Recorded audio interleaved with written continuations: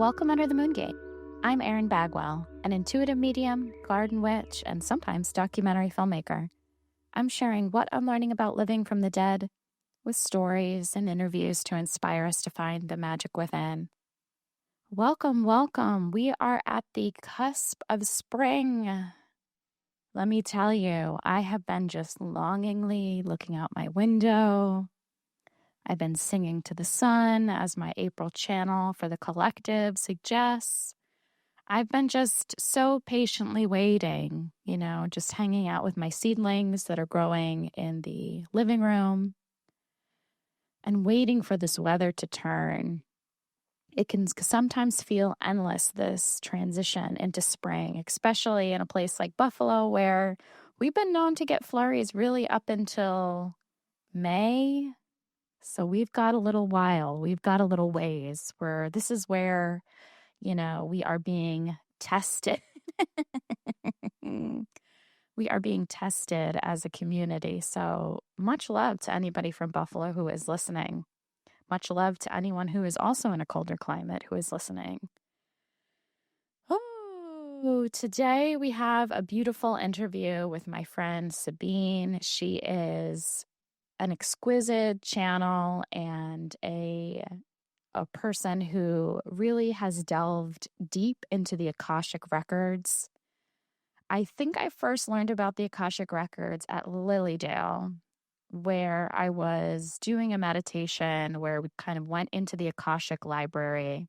For those of you who don't know and are new to the concept, essentially the Akashic library is this realm, this spiritual dimension, this place that mediums, spiritual folks, people in meditation can access their records, meaning there is information and help and guidance and even past life information that is available to us if we channel it in this specific place.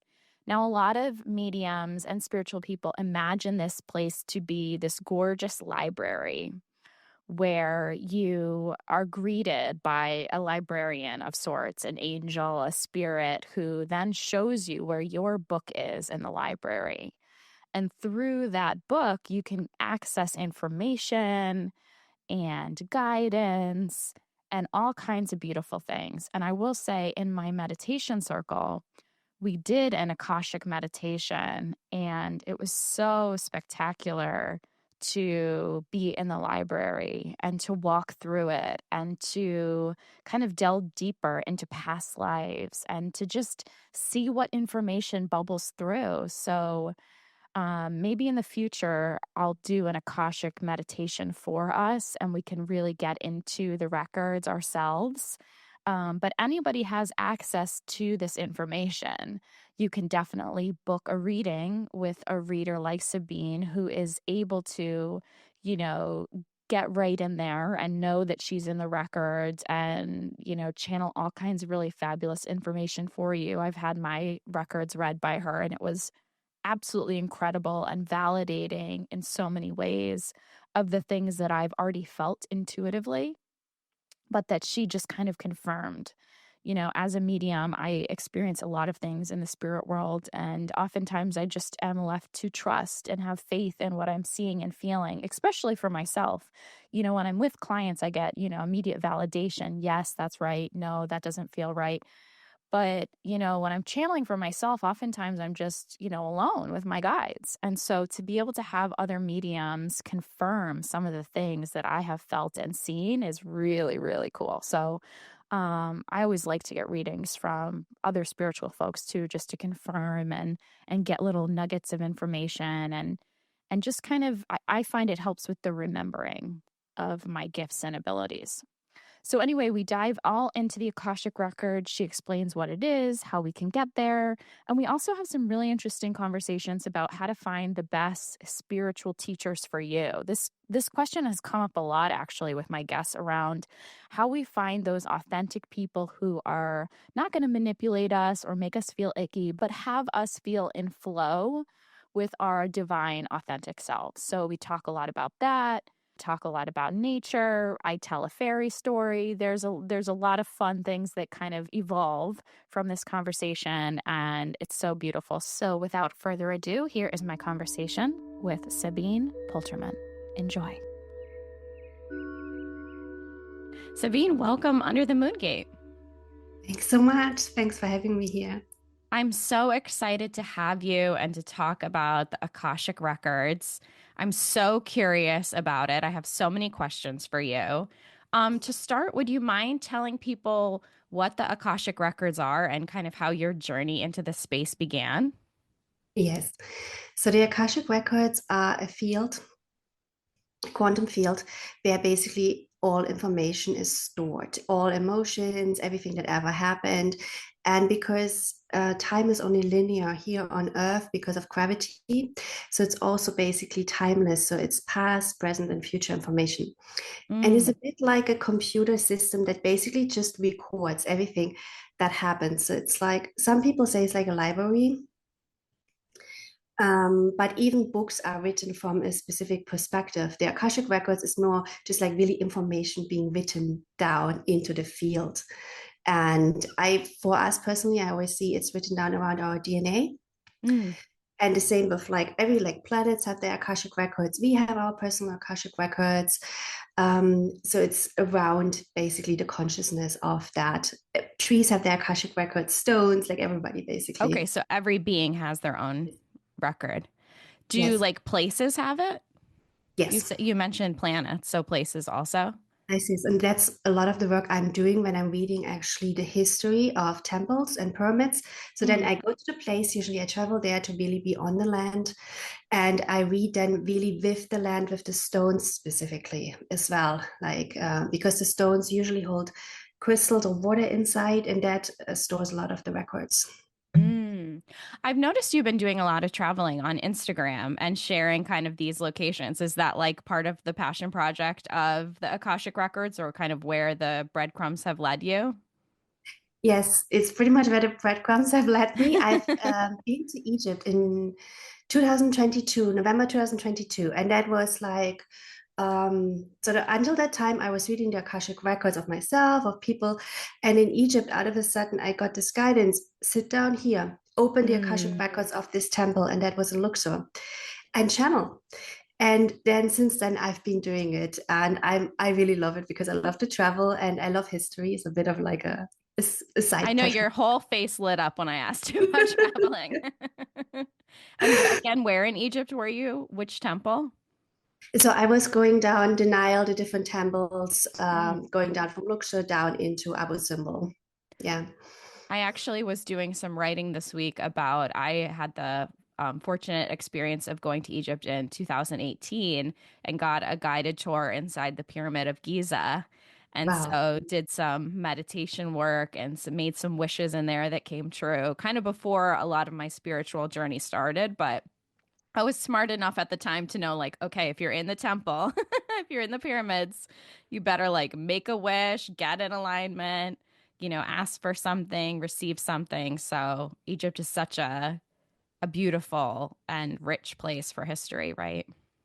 It is, it is. And it's also though a place of, and that's something I've recently tapped more into. It's the darker side of all the historic sites we're having on the planet because we have, right, throughout history, we have very high advanced civilizations that were really honoring the balance between feminine and masculine, honoring the divine mother, as I call it. And then we had a lot of dark times Yeah. and a lot of rituals around black magic, etc. So there's also this history at those Mm. ancient sites in Egypt, everywhere, basically. So this is what I'm tapping a bit more into now because I want people to get a full picture and also to know if I travel to these sites, what are the energies I'm actually dealing with? Because Egypt, again, a lot of great energies, a lot of also dark energies. So I want people to be really very conscious when they engage with ancient sites. Mm. Yeah. Now, going back to the Akashic Records, how did you yourself find them? How did it come into your psyche? How did you study them? I'd love to know kind of how you found them. Yeah. So I was doing an online course from ALN Within, and it was like, it's sort of totally self practice. And it was in the middle of the course, my guys were saying to me, like, just open the records, Mm. you know? And so I just opened the records. And the interesting thing is, the first time I opened them, first I only saw fog. And then they said to me, look, in here, you don't see with the mind, you see with the heart. Mm. And that was actually the best advice I've ever got in the records, I feel, because it's so much about your intent when you go into the records and the kind of information you're going to receive when you're going from your heart. And then I saw, oh my God, I saw so much. Yeah. And so I was like, wow, the records are back. And then later on, I realized I've been working with the records many lifetimes and also preparing now to read the history of ancient sites for many lifetimes. But I still had to be on that journey of trusting the records. And recently, I've also learned how the records can, not the records itself, but how your channeling can be manipulated. So there was quite a journey for me to A, trust myself, to be sort of really become clear, what do I want to be, or how do I want to live as a channel? Like, what is Mm. really important for me to be a clear channel? And how do I make sure I'm really tapping into the records and not tapping into another place, basically? I want to get to all of that. For people who are listening who are new to the records, what are some practical ways that you could use the records? Like if someone's listening and is like, okay, like it's, it's a record, it's a history of your past lives, of your future. It's really tapping into the story of your soul. How do we use that in our present lives? What kind of insight or information can it give us that can help us on our journeys now? Yeah, so I feel the records give a lot of clarification and also confirmation. So, because it's a place where you talk to your higher self, basically. And it's a place where you can a bit understand your bigger path as a soul. So why did you come here? Why do you have certain relationships with people? Like get a lot of clarity also on, like, let's say you have, usually we feel intuitively already something that is either exciting or there's something off with a person or a relationship is not going well. And we know intuitively already there's something here. But then when we go into the records, I always see you, it should give you confirmation and more information, basically, where you can ask, okay, I have this idea. I want to open a restaurant, I Mm. feel this, I'm passionate about this. And then going into the records, actually, is this truly somehow aligned to my soul? And then asking more questions about it. Like if I want to open it, how can I do it? Really practical questions also. Where do I get the funding from? Um, are there business partners? Should I do it alone? And same with relationships. Like if something is off, like I don't know, in a marriage of children, going into the records and asking, like, what can I do to basically smoothen that relationship or bring some healing in, or have a difficult conversation with that person? Like, how could I approach it? Is there more? Sometimes, right, people they out of a sudden like fall out of our life or something, we can ask them what happened, what is Mm. going on here, like what was the lesson for me that I had, especially when we go through these tower moments in life. Mm. And that is a lot of information. What's the lesson here that I got out of this? Yeah. Ugh. I will say you have read my records before, Yes. and it was such a beautiful gift because I have been really connected to a lot of elemental and fairy energy. And when I talk to people, they bring up fairies, and it's just kind of followed me around a little bit. And so to hear you kind of name and discuss some of my spiritual lineage in that way was so confirming.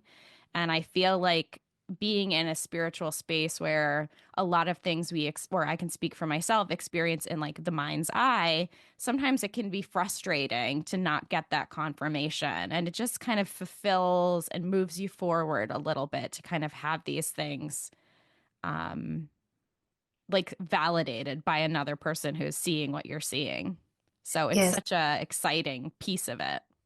Yeah, I think that's what I primarily really want to achieve with my work, is giving people validation for what they intuitively and psychically feel.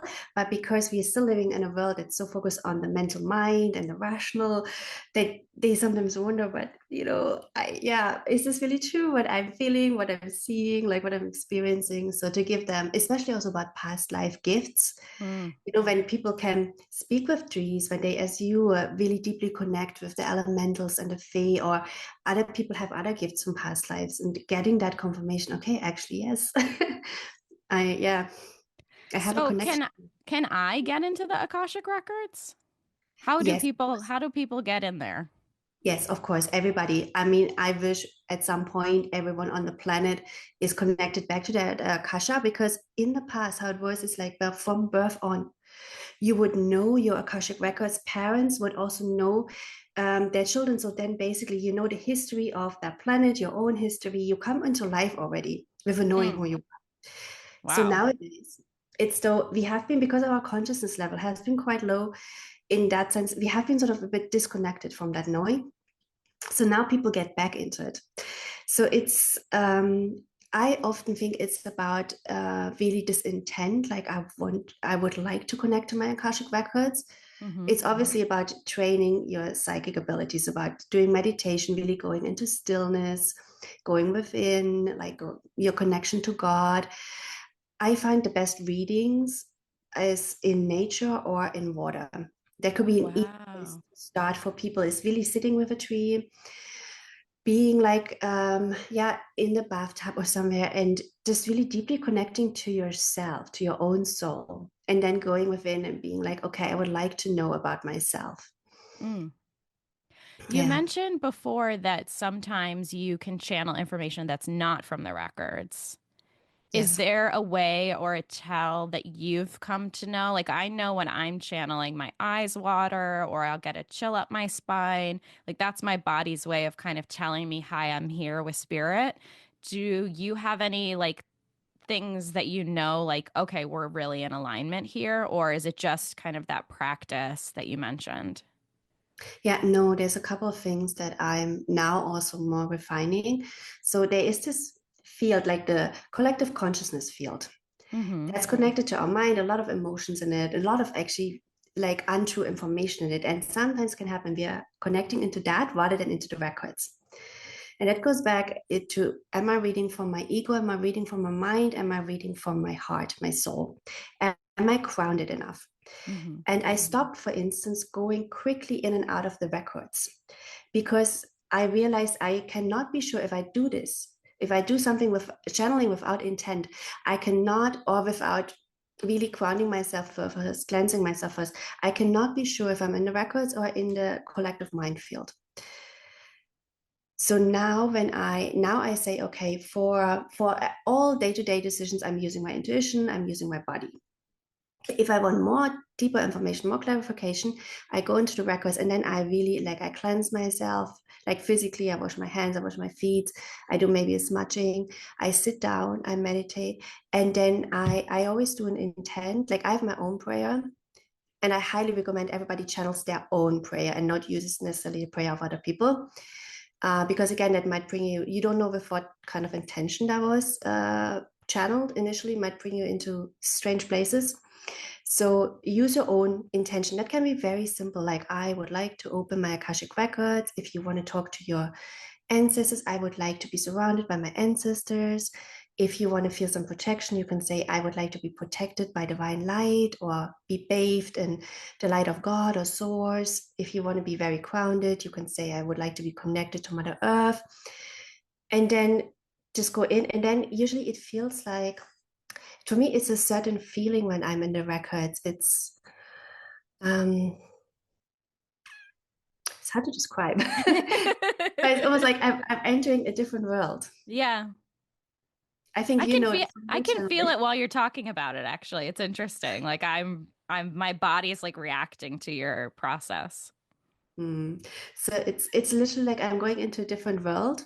Hmm. And then at the end, when I'm closing it, it's like, okay, now I'm stepping out of it again. It's and something people can really maybe pay attention to is the frequencies you're getting. So how you feel in your body, the emotions you're, the feelings you're having, because when you, it's the same with people that channel like different beings, right? I try to not do that because it opens you up to all kind of things. But if you are in the records, the records generally should be a field of love, of really positive vibrations. You should feel supported, because this is you connecting to your higher self, connecting to your ancestors, to your soul guides. So you should have this feeling that this is kind of a safe space. And I feel physically good in here. Mm. Mm. You mentioned before that you don't channel other beings because you're not sure what you're going to get. Can you say more about that? I'm curious. Is that just because there's so many different dimensional creatures out there that you are cautious, or? Yeah, so of course, on our planet, there is light and darkness, right? And darkness, not in the sense of this warm, there is this warm Mother Earth cosmic womb darkness, but then there is nefarious darkness. Mm-hmm. And that is what I'm referring to.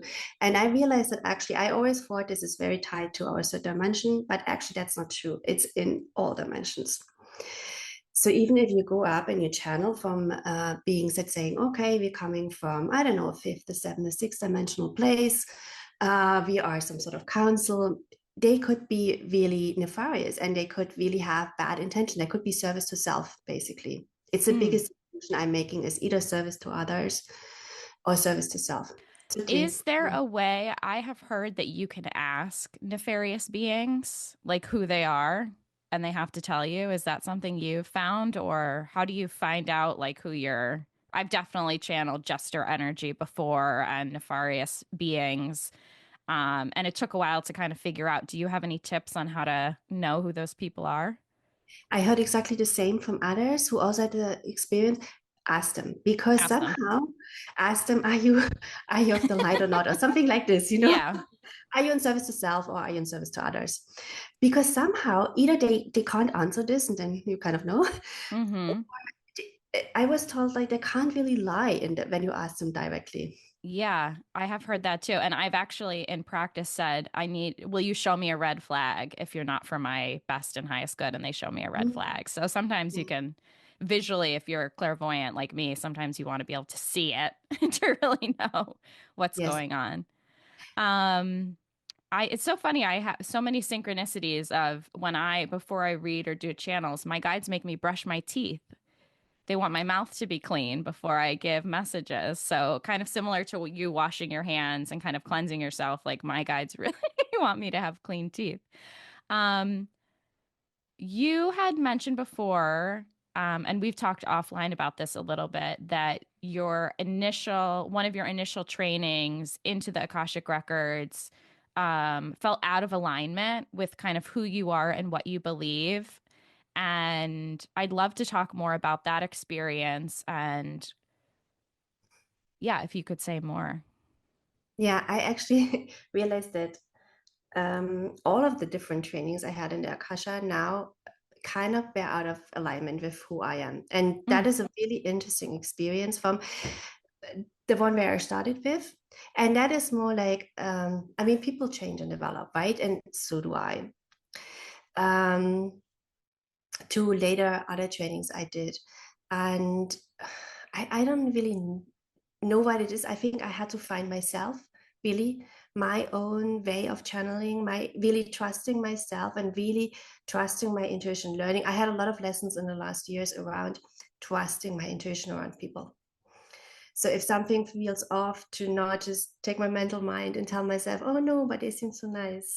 They should be mm-hmm. nice people." No, no, no, no, no. To feel like this feels in my physical body off, so I need to trust my physical body. So I think I'm coming into this realization that for my own path, I had to have this experience to actually learn, even to channel the records of my physical body, to really embody that information and feel within my body, does it resonate or not?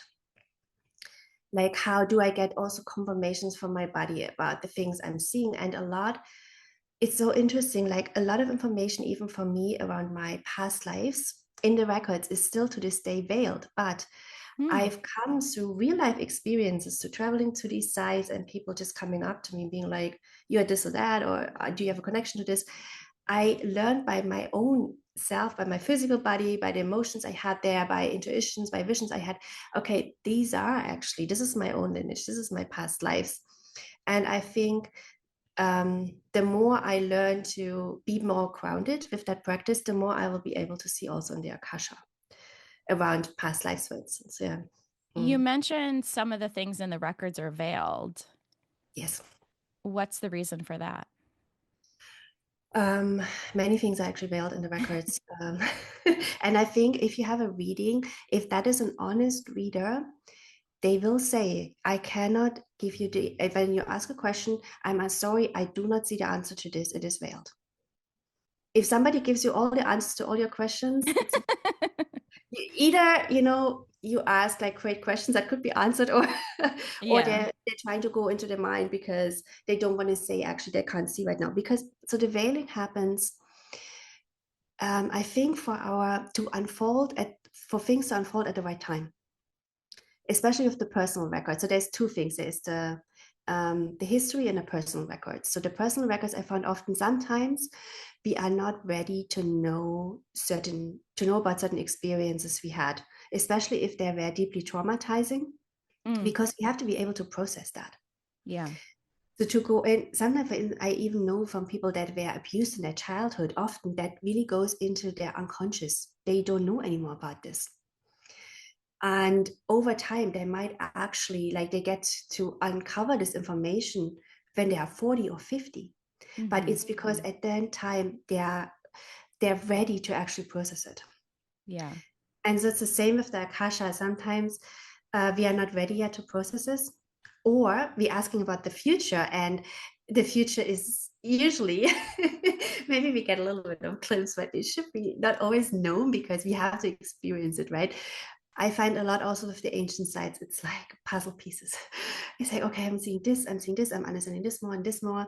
But it's also because as humanity, as an overall, we are not ready to know everything yet, even because I think right now there is a lot coming out, um, a lot of veils are being lifted. And there's a lot for people to process. It's really traumatic healing work. And I think that it needs to be only given slowly throughout time, because otherwise it's going to be so much disclosure for people to even be able to move through this and get some healing and not just being traumatized by it. So yeah. You mentioned disclosure. Do you think we're going to see galactical energy in our lifetime kind of be publicly recognized and maybe even have interactions with them? Yes, I think so. Yeah. And there again, I think we need to really learn discernment. Okay, who is like here really, just there's a lot of galactic beings that are here to support us. They're already here among us everywhere. And there's Mm. also a lot of galactic beings that are just in service to self and want to Yeah. get something out of humans, out of this planet, want to exert some control and power. So again, it's on our path to really learn discernment and to kind of make decisions, who do we want to interact with. And but I think, yeah, there will be a lot of disclosure in that field. I don't know what you think about it, but I definitely do. I mean, I think there's been a big push in the United States specifically for Congress to talk about it. We've had two official congressional hearings to talk about some of the government programs that are involved in reverse engineering the craft specifically.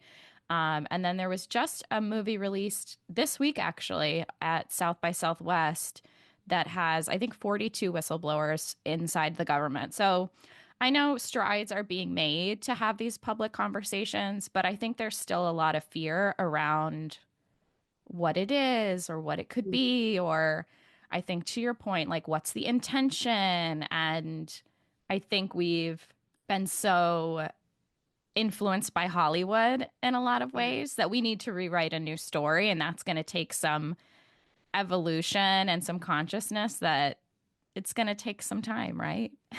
I also think we had this whole Armageddon sort of, aliens coming in, taking over our planet, like big destruction of everything. And that is a lot of fear. Yeah. That is, of course, it came out of Hollywood. And I think we really need to rewrite that story of Mm. that's not going to happen, like we are a very suffering civilization and there's so many amazing galactic civilizations. So I think that is for people, it's like to also really rewrite these stories we have from Hollywood a little bit, or that programming. Yeah, all these elemental beings and the fae, and it's about all these veils lifting and us, like being able to interact more with them and even physically, not just feel them. I don't know how you perceive them. Do you see them or do you feel them? I see them clairvoyantly in my mind's eye, but I've also had experiences where I felt them physically. but that's only when I'm in like specific locations or places that have really high consciousness. But actually, I have a moon gate where I do my gardening underneath, and there's a lot of elemental energy back there through the veil. So I can energetically feel them, but they haven't come through physically, except for Yes. one time when I was at Lilydale, and then I was able to feel, I was sleeping actually. And I had asked my guides, I said, I really, there's tons of fairies at Lilydale, and people see them physically in the 3D plane. And I told my guides, I really want to see a fairy while I'm here. I really want to experience a fairy. And I was falling asleep one night, and I was with Eleanor, actually, my friend, and she's like deathly afraid of spiders. And so before we went to bed, like we had seen a spider and then we like released it out the window. So we're like looking every corner of this room. We like inspected for bugs. Okay, no Mm, more bugs in the room. We're going to bed. And like right before I fell asleep, I felt this being on my shoulder, and it was heavy. It was like almost like maybe what I would identify as like the weight of a mouse, but it mm. had wings. It something had like landed on me, and then instinctively like I went to smack it and it flew away.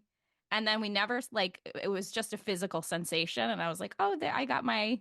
In the morning, I was like, "Oh my God, it was a fairy." I got one. Yeah.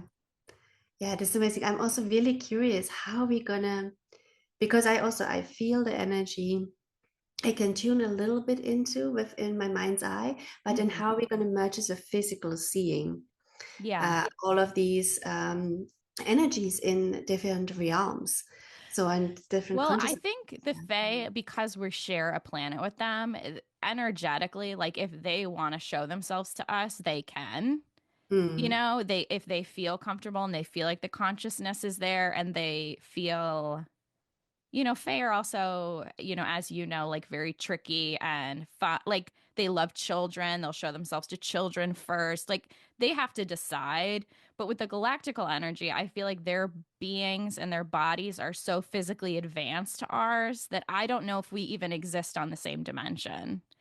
I think part of that's why disclosure and people sometimes will see orbs, but then sometimes people don't. It's like if your consciousness and your elevation are at a certain point, then they can kind of come down and meet you. But I'm wondering if like the general public is ever going to have like a 3D experience with them. I'm not sure. it's almost like when people see ghosts. Mm-hmm. Yeah, they are energies like that too, that are Yeah. coming from other planets that are not necessarily just they're not human, they're not humanoid, and they're not of the Fae. Mm-hmm. Mm. Yeah, I don't connect too much to them at all. I know some channelers who really connect to them. They're really with the galactics. My path is a bit more, I feel like, to be more with Mother Earth.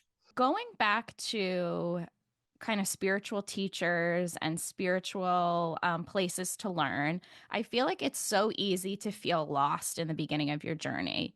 It's like, oh my gosh, there's so information. I don't know what's true. Speaking of fairies, I got a book about the Fae that I was like, I can't find any information. I'm reading this book. And then halfway through the book, I'm like, I don't believe any of this. None of this resonates with me. I don't think this is true, but it was like I didn't have that many resources to go to. And so I think it's very easy for people to slip into being pressured or, put into groups where they feel like they want to learn, they want to be open, but perhaps they're not like in the right space. Do you have any advice on kind of how to stay true to your compass and how to find the teachers and the resources that are really going to serve your journey? Yeah, I think it's really important to understand that the spiritual community is um, is a money making community as well. So there are a lot of there are just a lot of people out there who are just in for the power, the fame, the money, whatever. Just like everywhere else, it's just like everywhere else. It's not any different than any other business and or the corporate world. It's actually much more murky. I found it much more murky than when I was working in corporate. So and so I think for people, when you all of a sudden open up to your own psychic gifts, and it seems like, wow, there's this fairy tale land and everybody is on love and light, and then you have some experience that for many people, they make them they go through some maybe difficult experience where a healing wasn't really a healing, or as you said, they don't really resonate with a teacher, or they see all kind of practices that are just not really good. So it's about discernment and really treating it just like anything else on this planet, treating it like the corporate world, like your other friends. So using your intuition, really using your intuition, using discernment, really staying grounded in the field. I'm really tuning in, like, whatever I'm learning here, does this actually resonate with me? And not just believing because the person is saying, I'm spiritual, like I'm enlightened. Do not just believe that, like, no, no, no, no, no. To really not put anyone on a pedestal also. No Mm. one should be on a pedestal. Like, I really think the times of the gurus are absolutely done. And yeah. Absolutely. One of my first guests on the podcast was Sean Leonard, and he's a medium, an indigenous medium from Canada. And one of the things that resonated so much about the conversation I had with him is he was like, I don't want you to come to me for information. I want to empower you to get your own information. He's like, you don't have to go to a medium. You don't have to do like, I want you to be in a place where like you're looking to yourself.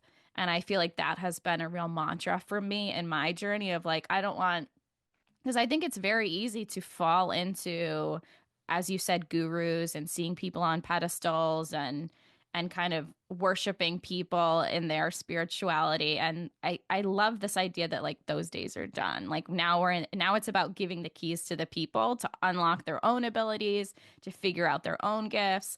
And I get self-conscious sometimes because I feel like I have a particular, style and way of speaking, and I love pop culture. I love the Housewives, and sometimes my ego gets in the way, and I have to say, you know what, Erin, like you can have your spiritual space too. Like everybody needs, somebody that they can connect to. It's tricky, and I love what you said about money because you're so right. It's like that was such a big thing that I was doing back and forth with my guides when I started because I would be spending hours channeling before a reading, and I'd be putting all this work and energy and making sure everything, felt really good. And my guides were like, you have to start charging. And I was like, I don't know, this doesn't feel right. I'm not ready. I don't feel worthy yet. But we live in a transactional world, and that's part of it too. And I love what you said about it being like anything else. What do you want to spend money on? What do you want to Yes. receive? What kind of things do you want to know? And you have to really use your intuition and your inner knowing to figure out what feels right for you. Exactly. And also taking your time on this path. I also have conversation with many people are saying, I can't see anything in the records. Like, it's taking me too much time. I've done this and this and this course. And sometimes it's really like about divine timing in the end. It's about when are you truly ready for this? And to not push sort of our spiritual growth too much because it's coming anyway. And I also learned that it's as you have, like, there is spirituality somehow needs to become just a normal way of living. And then you have all your other friends, and it doesn't really matter how spiritual they are or what journey they are on. I really got into, when I first went into the spiritual world and I met all these people, I was like, wow, I can have conversations that I can't have with my old friends. And then I dive deep into that. And now I'm like realizing, oh, well, these spiritual people are just humans as well with all kind of faults. And and now I'm also going back to my old friends and be like, you know what, it's nice, I know you for a long time, you're very grounded, you're a good person.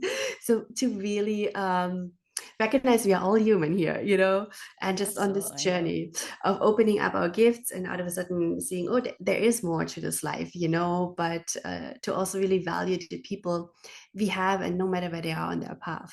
Yeah. Absolutely. You can't kind of force anybody to open up or to be on their journey. It has to be such a soulful intention. I'm curious, I think about this a lot with my daughters, in giving them the ability to trust their intuition without being too obnoxious in what I'm sharing or teaching them when it comes to spirituality. I know we have discussed that the Akashic records are only for certain ages. Can you tell me a little bit more about that? Because I could see a parent being like, oh, I want to get into the records and like figure out what my child's soul path is. Can you speak to that? Yeah, so right now, the guidance I'm getting is the Akasha should only be opened for people who are 18 plus.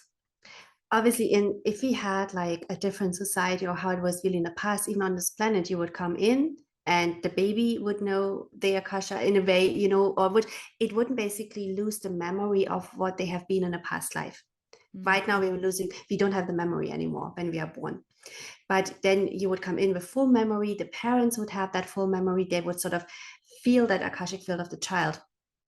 But we are not living in the times anymore. So right now it's like 18 plus, and it's exactly for these reasons. It's that the path of the child has to be protected as well from interference, sometimes also from interference of the parents, Of course. and from trying to push them into something. And also because with the readings, right, we cannot right now be 100% sure what we are reading is the absolute correct information because we are still growing our skills.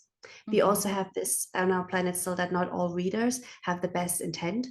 So not every reading you might get about your child is actually the truth and is actually coming from a heart and from a pure intent.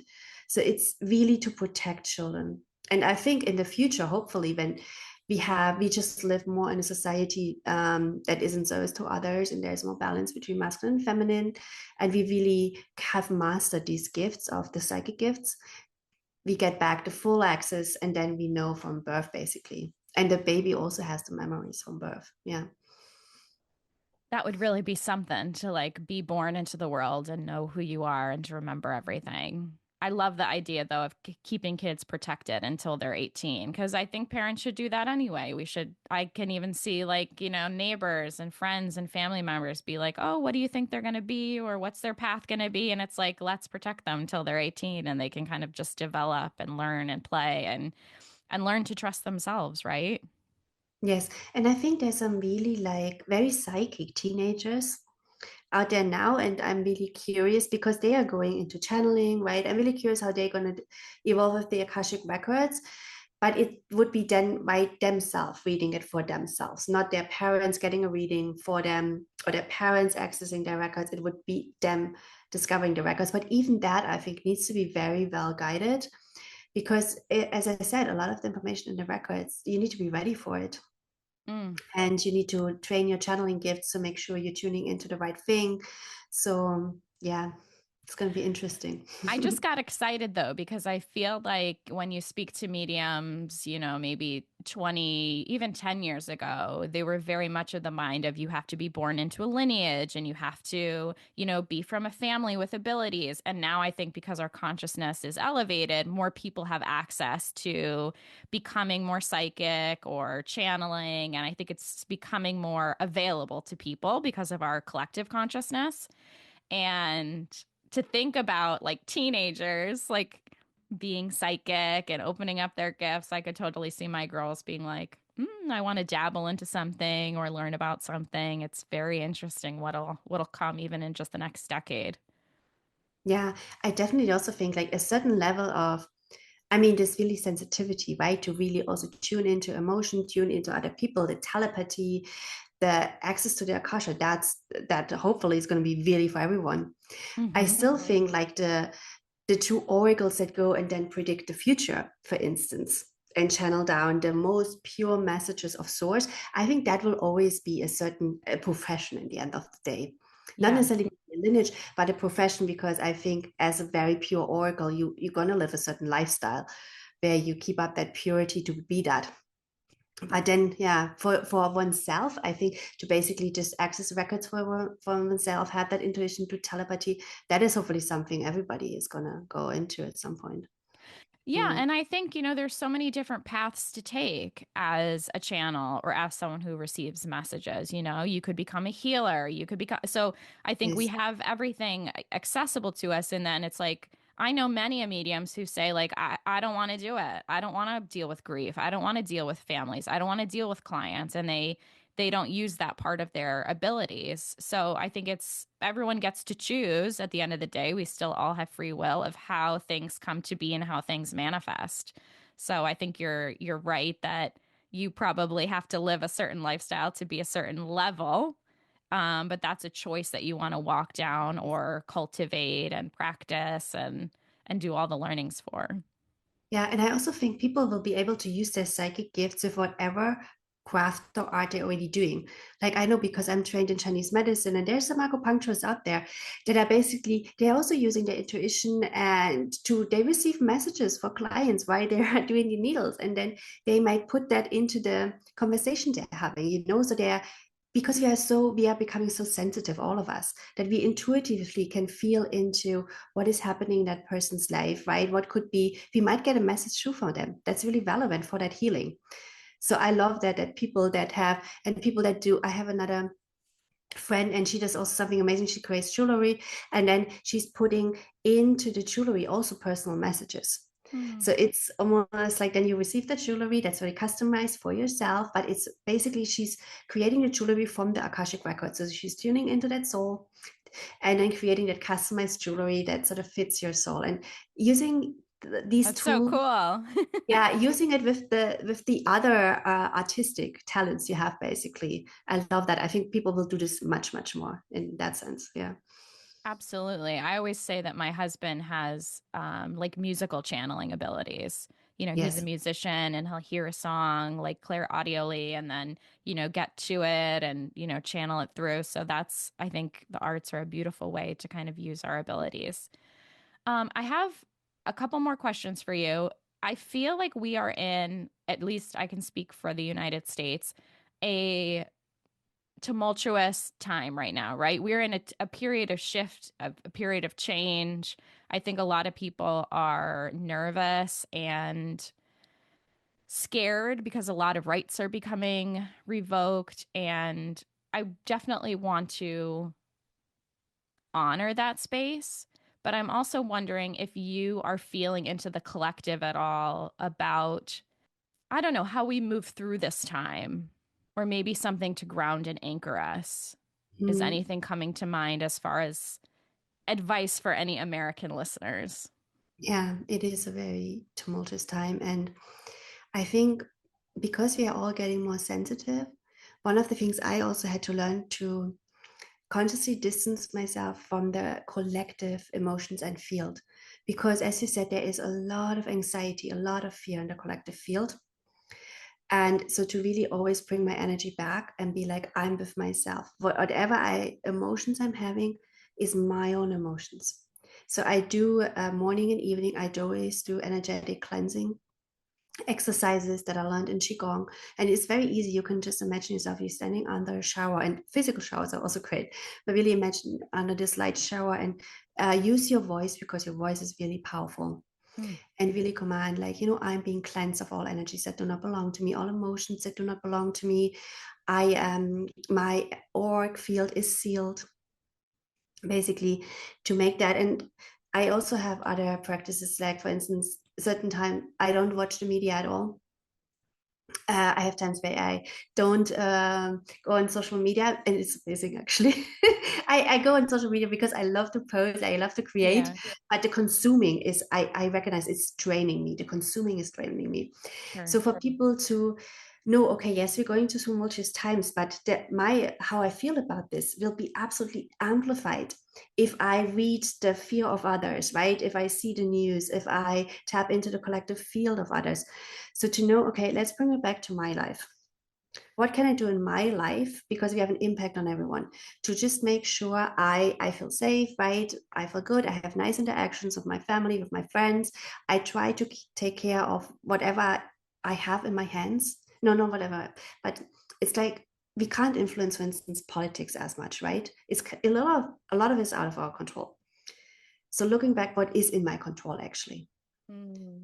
Like what is in my control, right? The kind of work I do, like my money to get this all in order, the relationships I have with people, and really thinking about how do I want to live? Do I want to be more self-sufficient in a way, be on my own piece of land? Things like that. What is truly in my control? Yeah. And distancing yourself a little bit from, I also sometimes feel a lot of what's happening on the world stage with all of our leaders Yeah. also in Europe, it's almost like this, as if they're playing out this drama show, this, this bad soap, this like really bad soap opera. And it's stirring up so much emotions from everyone. Hmm. And I'm just like, to distance yourself as much as you can, as upsetting as it is to people, as much as they would like to see different leaders. But I feel almost when we take care of our own life and take back charge of our own life, be then as a collective, be more powerful and also not go into the division. That's always what the Akashic tell me every single, almost like there's so much seeding of division, right? You're for this party, you're for this party, this leader, that. You are, I don't know, there's all this Hollywood drama. You believe this person, you believe that person. Yeah, definitely. Yeah, to not go into that and be like, no, we are all humans, we can, there's so many things that unite us, to be really united, because that's when we are powerful against any kind of leaders we don't like to see. Yeah. I've been getting lots of those channels too, actually, about division and about how unity is really our path forward, and Yes. that we have to stop seeing each other as other or different than us, and kind of that oneness and unity. And I love what you said about taking back the control in your life. I've been thinking a lot about that, of, where I spend my money and how I spend my time. And I've been really moved by some of the trans activists that have been speaking out. And I'm like, well, let me go to my LGBTQ center and like see what I can do. And maybe I can.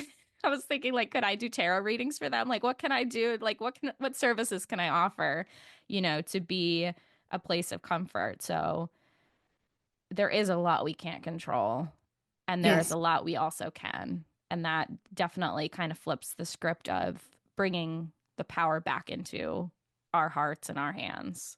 So I Yeah. thank you for sharing that. Yeah. And I love this idea of the tarot readings, just thinking like, where can you be a place of comfort to people, And there's yeah, so many minorities and so many groups that are scared right now, right? And yeah, where can you be a place of comfort? You'd be like, we are all human here, and it's kind of a bit of an unknown future we are going into. Yeah. Yeah. Mm. I have one final question for you, and I would love to know what advice you would give to younger witches or spiritually curious folks who are kind of at the start of their journey. Hmm.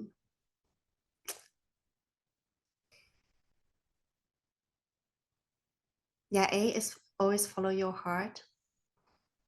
Like that's really, really important, to follow your heart. And it's gonna be like, I think our spiritual journeys are journeys of like intense growth and ups and downs and tower moments and difficult lessons, to just embrace that too. That you will be guided to things that in the end are just don't feel aligned, or you'll be guided to amazing things, and also to allow yourself to grow even in your practice, to try out different things, like, and to merge it. Like, for instance, my path was like, I thought I'm going to be an acupuncturist, and I graduated as an acupuncturist, but I didn't like needling. Like, I didn't like that invasive, being that invasive with people's That seems body. like a problem if you want to be an acupuncturist. I know. But I love Chinese medicine. I love the knowledge. I love my school, like in the United States when I was studying there. And then I found the Akashic Records, and I was like, wow, this is amazing. And then I realized, okay, actually, I can combine this. Like, I can teach, like, I can do healing course where I teach people knowledge from Chinese medicine, do like some acupressure, teach them about the meridians, do some exercises with them, like physical exercise, and also do the Akasha. Then I went a lot into the Akasha. Mm. And then I realized now, oh, I should be bringing it a bit back more to my Chinese medicine knowledge, because it's grounding me. So allowing yourself to move through these cycles of where you play with these different elements of spirituality, and to really find your own path. It's So always evolving. yes, it's always evolving. It's always and you need to stay grounded. Maybe that's the most important advice. Yes. Stay grounded. Stay grounded, stay to the earth. Sabine, thank you Yeah. so much for joining me under the moon gate. I know you have your own podcast. You do readings for people. Where can people find you? I'll leave all of your links in the show notes below, but anything you want to shout out or send people to? Yeah, so most of it is my Instagram, Tao Wisdom Healing. That is where I do all the Chinese medicine knowledge, the Akasha, the feminine teachings. And then I have a new uh, my history love project, but it's linked also in Taoism history religion. Yeah, I publish all my information what I channel in those ancient sites. So yeah, my two little babies. Amazing. And if Hmm. you feel inspired by this conversation and want to know about yourself in a past life or, even have some questions about a future dream or endeavor, I highly recommend getting a reading from Sabine. I feel like it was I said this before, it felt like a gift. It felt like a warm gift of knowing part of my soul that I already knew and that was getting confirmation for. So it's such a beautiful experience to receive those digital readings from you. And I love talking to you. I'm so glad you came on the podcast. And I feel like we gave the people lots of really great information to think about. So thank you so much. Grateful for your time. Thank you so much. Thanks for inviting me.